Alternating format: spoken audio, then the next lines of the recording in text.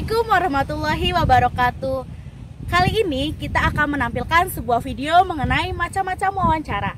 Adapun macam-macam wawancara ada 5, yaitu yang pertama wawancara terpimpin, yang kedua wawancara bebas terpimpin, yang ketiga wawancara bebas, yang keempat wawancara tertutup, dan yang kelima wawancara terbuka. Nah, teman-teman, marilah kita tonton video ini bersama-sama. Semoga bermanfaat.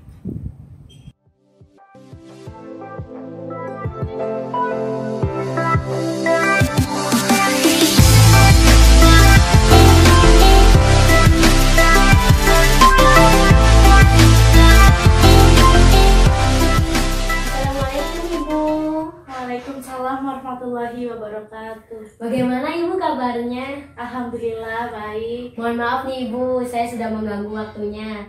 Ya. Di sini saya akan mewawancara Ibu tentang metode pembelajaran, yaitu metode pembelajaran project based learning. Nah, apa yang dimaksud dengan metode project based learning, Ibu? Metode project based learning adalah metode pembelajaran yang menggunakan suatu proyek atau aktivitas siswa sebagai media. Apa langkah-langkah dari metode pembelajaran project based learning? Langkah-langkahnya itu ada 6 ya. Yang pertama itu ada membuka pembelajaran dengan pertanyaan yang menantang. Yang kedua yaitu merencanakan proyek. Yang ketiga yaitu menyusun jadwal aktivitas. Yang keempat itu melakukan pemantauan terhadap proyek. Yang kelima adalah menilai hasil atau produk dari proyek tersebut. Kemudian yang keenam itu adalah evaluasi. Bagaimana contoh dari penerapan metode pembelajaran project based learning, Ibu? Contohnya itu tentu banyak sekali ya. Seperti pada pembelajaran IPA biasanya banyak itu. Pembelajaran itu pada kelas 6 misalkan siswa itu diberi proyek mengenai proses pertumbuhan pohon toge ya. Itu tuh biasanya nanti siswa tuh diberikan pertanyaan terlebih dahulu oleh gurunya ketika pembelajaran baru dimulai. Kemudian nanti siswa akan melewati langkah-langkah dari metode tersebut ya. Biasanya sih waktunya lama sekitaran 2 minggu untuk menyusun proyek tersebut sih, sampai si pertanyaan yang guru berikan itu terjawab. Oke, terima kasih Ibu atas wawancaranya. Wassalamualaikum warahmatullahi wabarakatuh. Waalaikumsalam warahmatullahi wabarakatuh.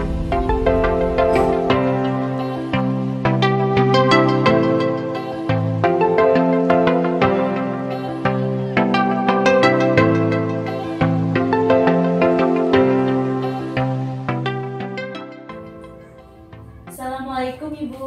Waalaikumsalam. Saya Asfitriani. Saya akan mewawancari Ibu mengenai kurikulum. Apakah Ibu bersedia? Ya, Ibu sangat bersedia. Baiklah Ibu ya. Yang pertama itu apa kurikulum yang digunakan di sekolah ini? Kurikulum yang digunakan di sekolah ada 2 macam ya, Neng ya. Yang pertama kurikulum KTSP atau yang sekarang dikenal dengan kurikulum 2006. Yang kedua kurikulum Kurtilas, yaitu kurikulum 2013. Mengapa alasan sekolah Ibu menggunakan 2 kurikulum tersebut? Karena itu semua kebijakan dari pemerintahnya, jadi seluruh sekolah harus menggunakan kurikulum 2013. Mau tidak mau sekolah harus menggunakannya, walaupun tidak semua kelas menggunakan kurikulum tersebut. Misalnya hanya ada 4 kelas yang menggunakan kurikulum tersebut. Kelas 1, kelas 2, kelas 4, dan kelas 5. Sedangkan untuk kelas 3 dan kelas 6 masih menggunakan kurikulum 2006. Apa kelebihan dari masing-masing kurikulum itu? Menurut saya kelebihan dari kurikulum 2006 yang pertama yaitu mendorong mewujudkan otonomi sekolah. Yang kedua, mengurangi beban belajar siswanya. Yang ketiga, mendorong pihak sekolah untuk meningkatkan pembelajaran. Sedangkan kelebihan dari Kurtilas yaitu siswa menjadi lebih kreatif, lebih inovatif, dan lebih lebih berperan dalam sebuah pembelajaran di kelas. Apa kekurangan dari kedua kurikulum tersebut? Kekurangan dari kurikulum KTSP yang pertama, kurangnya sumber daya manusia yang diharapkan mampu menjabarkan dari kurikulum tersebut. Yang kedua yaitu kurangnya sarana dan prasarana, menjadikan sekolah tidak bisa mengembangkan kurikulum KTSP. Sedangkan kekurangan dari Kurtilas yaitu kurangnya pemahaman guru dengan kurikulum yang baru ini. Jadi kurikulum yang dijalankan sekarang masih cenderung kurang berjalan dengan baik. Ternyata sangat membingungkan ya Bu ya. Iya. Baiklah Ibu, terima kasih atas partisipasinya ya Bu ya. Mohon maaf mengganggu waktunya. Iya. Ya baiklah. Wassalamualaikum warahmatullahi wabarakatuh. Waalaikumsalam.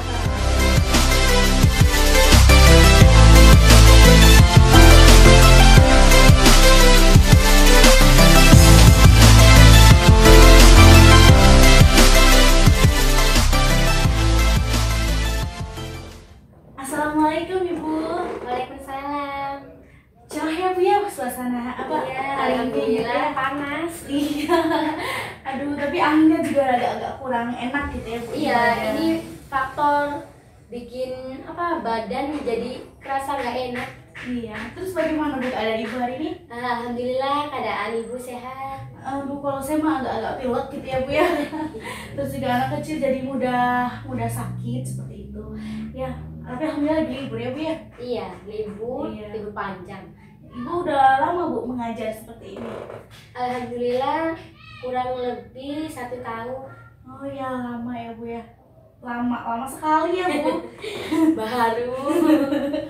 Ya, oke. Sebagai seorang guru ya Bu ya, sebenarnya apa sih makna pendidikan bagi Ibu?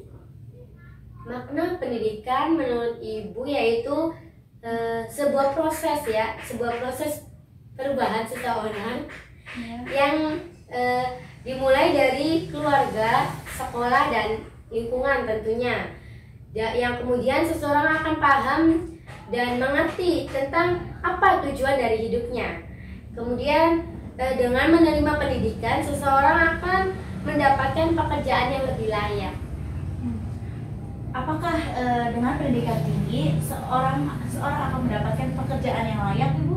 Oh jelas, karena menurut saya dengan berpendidikan seseorang akan mendapatkan pekerjaan yang lebih tinggi atau lebih layak. Jadi kedudukan dari pekerjaan itu akan lebih dihargai dengan adanya pendidikan, karena sebuah pendidikan adalah jembatan seseorang dalam menerima ilmu. Ya, lalu bagaimana apabila seorang menjadikan pendidikan sebagai tujuan hidup dari manusia itu sendiri? Kalau menurut saya pribadi, karena masyarakat memandang bahwa seseorang yang mempunyai pendidikan tinggi akan lebih dipandang, akan lebih dihormati, dan akan lebih dihargai tentunya. Kemudian karena dengan pendidikan seseorang akan lebih bermoral baik, akan mempunyai sopan santun yang lebih baik ya menurut saya, dan mempunyai pengetahuan yang lebih luas tentunya.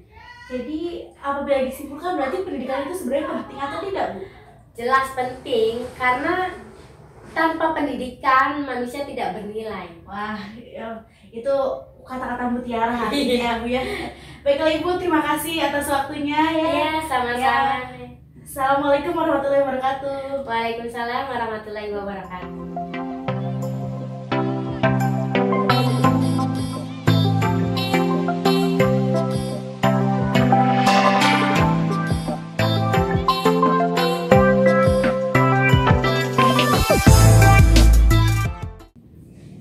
Assalamualaikum Ibu. Waalaikumsalam. Saya Asy Fitriani, Ibu ya akan mewawancarai mengenai media pembelajarannya Bu. Apakah Ibu bersedia? Ya, saya bersedia. Oh, sebelumnya Ibu bagaimana kabarnya, Bu? Alhamdulillah, kabar saya sehat. Ya, baiklah. Bagaimana pendapat Ibu mengenai makna dari media pembelajaran? Kalau menurut saya, media pembelajaran adalah alat bantu yang digunakan dalam pembelajaran yang akan mempermudah peserta didik dalam menerima pembelajaran. Ya. Kemudian bagaimana pendapat Ibu mengenai apabila media pembelajaran di suatu sekolah tidak memadai? Menurut Ibu pribadi, kalau misalkan media pembelajaran di sekolah tidak memadai, sebaiknya sebagai guru harus kreatif. Jadi guru tersebut harus memanfaatkan alat-alat yang tidak digunakan di lingkungan sekitar, baik itu di sekolah maupun di lingkungan lainnya. Jadi seorang guru harus bisa membuat media pembelajaran yang sederhana. Jadi media tersebut tidak mengeluarkan biaya yang banyak ya. Jadi seorang guru harus pintar-pintar dalam membuat media pembelajaran. Yang kedua, guru juga harus bisa meminimalisir biaya yang dikeluarkan dalam pembuatannya. Bagaimana pendapat Ibu cara menanggulangi kekurangan media pembelajaran tersebut ya tanpa mengeluarkan dana pribadi, si guru itu tanpa mengeluarkan dana pribadi? Kalau menurut Ibu sebagai maksudnya sebagai guru honor ya, yang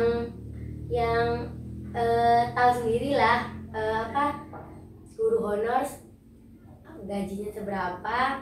Lebih baik menurut Ibu guru harus bisa memanfaatkan media-media yang ada di lingkungan sekolah, misalkan kayak papan tulis, jam dinding, kayak barang-barang yang ada di sekitar aja. Terus yang kedua, guru juga bisa memanfaatkan barang-barang bekas yang ada di lingkungan rumahnya, misalkan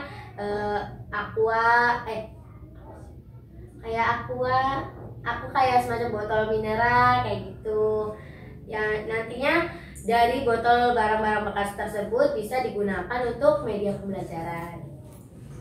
Baik Ibu, terima kasih atas jawaban dari wawancara ini ya. Wassalamualaikum warahmatullahi wabarakatuh. Waalaikumsalam warahmatullahi wabarakatuh.